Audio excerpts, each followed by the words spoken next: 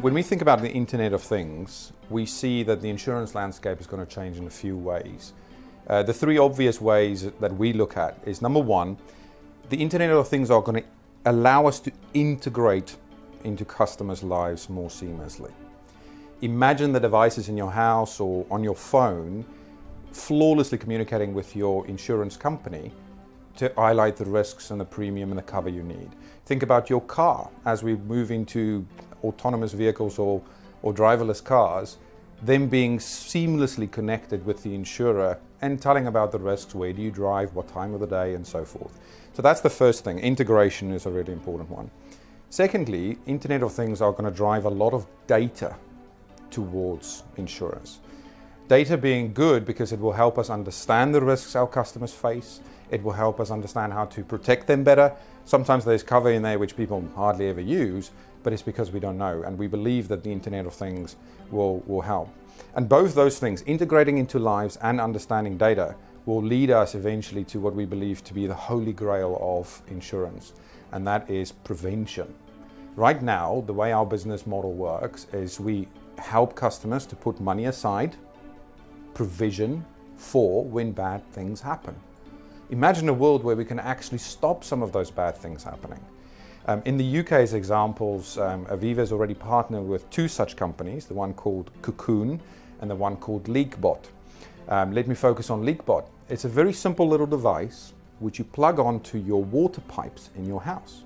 And what it does is very cleverly listens to whether if there's any leaks in your pipeworks anywhere. And the moment it picks anything up, it notifies the customer. Great for customers because it stops your house being flooded and you come home to a disaster. Great for insurance companies because, one, do we add value, and two, we can actually prevent a large claim and large losses on that policy. So if you want to engage young people, there's 3 F's we look at. Phone, fast, and frictionless.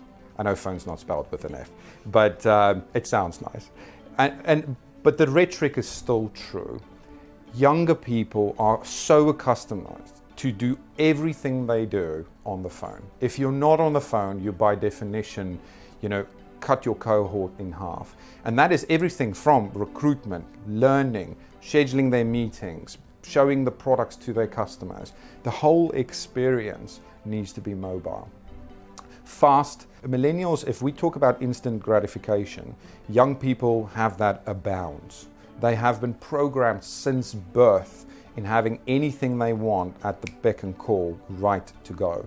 So if you inject friction into the process where they have to request forms that gets mailed to them in the post, that is a surefire way to lose half your workforce in the young people. So it has to be fast and frictionless.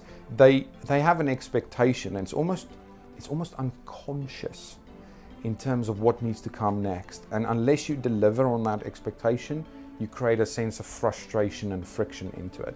So all of that is to say that the key strategy, especially for us to deploy on whether it's attracting young customers or young distributors or young staff members, it is about being really, really fast and frictionless and delivering all of that straight on the phone. My take on it is that you've got to wait for the first wave of the adoption curve to settle down, and then you'll see some real applications and real disruption. So the 3, I think, that's going to change us in the next 3 years is ABC: AI, blockchain, and cloud. All of those have actually been well versed over the last 5 years, and some would go as far to say, well, actually, they've been done, where they're looking for the next fix to go on, the next big thing that's going to come. But I actually think that's exactly the key. Once the hype has calmed down, that's when the real serious proof of concept start. Is when companies like ourselves, the big incumbents, the insurtech startups, that's when they start getting really serious about it. That's when they start really implementing and putting big money behind it. It's no longer just innovating or running a few pilots. It's actually seeing how it can disrupt for customers and for the business.